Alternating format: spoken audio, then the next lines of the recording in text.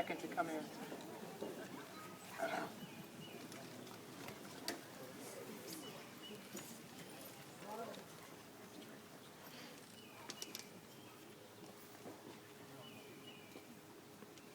And before we get started, I just want to acknowledge some special guests that are here today. Susan Siegel, our town supervisor, is here. Victoria Patel. Steve Martirano. And Vic Bianco from Yorktown. Michael Kaplowitz.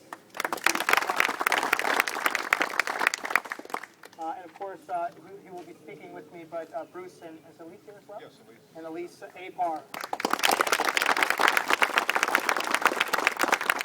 And before I begin, this is not an easy thing to do, obviously, for me, I'm sure for anyone to be memorializing such a beautiful person. But I'm going to ask anybody who is a classmate of Brendan's to come up and maybe come up to the table here while I speak.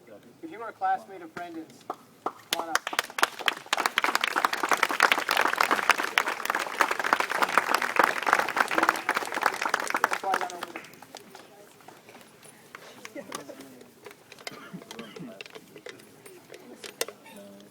You wore a Red Sox hat. Everybody stay at least 3 feet away. I'm sure there'll be a light.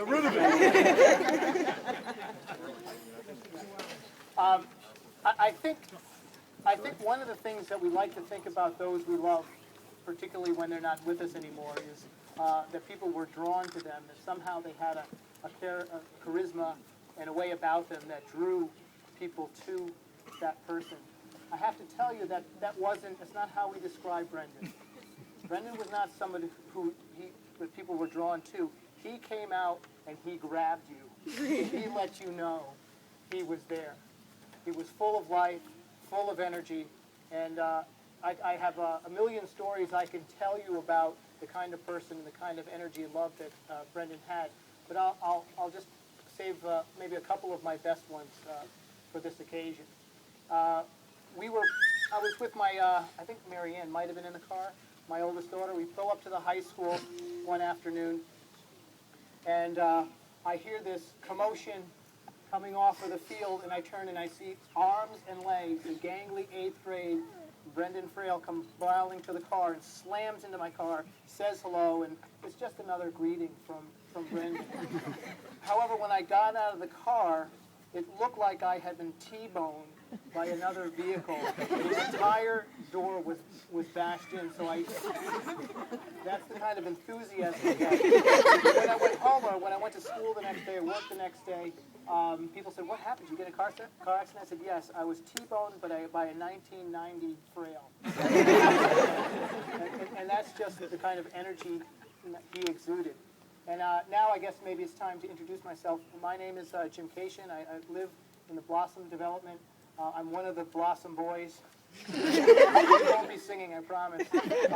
Who were lucky enough, fortunate enough to be a part of Brendan's life. I used to be referred to as, it was started out as Boar, because of how much I ate. And then it moved on to Papa K. And then I was, if I had my Yankee hat, maybe you'd see it.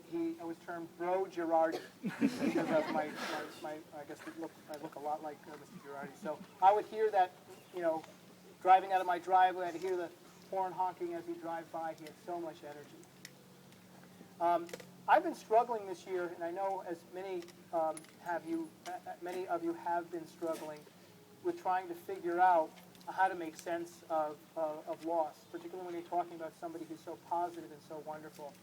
And I was listening to a little radio special that was talking, it was a science special, very unrelated, but it talked about how when a tree is cut down and burned, it releases as much energy as it takes in to have grown to whatever height it's grown. And it kind of struck me a little bit. That works. Somehow that works. All of us are provided with energy and love. All of us have the opportunity to inspire, make people feel good about themselves, but how much do we exercise? How much of that energy do we release? Well, I don't think it's a surprise to anybody when I say Well, in the 19 years that Brendan was on Earth, I think he gave 30 days for every one day that the average person would give in terms of love. So in essence, I figured, that means he was on this planet for, 120 years worth of love in that short period of time, love and energy. And I think that's what makes me remember Brendan the most. And so it began to work. And things begin to kind of fit into place as we've been able to sort all of this out. And as I sit here today, I can recall the early spring day 7 or 8 years ago when we heard the news that Harrison passed.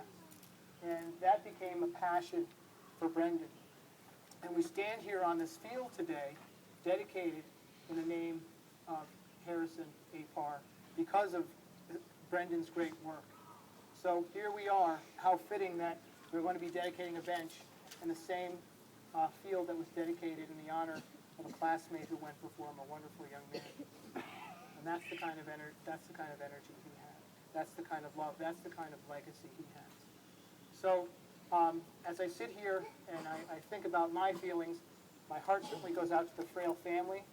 Talk about love, talk about grace, talk about strength. And if there's something that was true about Brendan Frail, is that he was not shy, yes, no, but he was also not afraid to reach out and touch positively the lives of others. Sometimes you said, okay, enough, Brendan, I can't take it anymore. Okay, but he wasn't afraid to cross that line. And look at all the lives that he's touched. And look at all the good that he did in the short time that he was with us.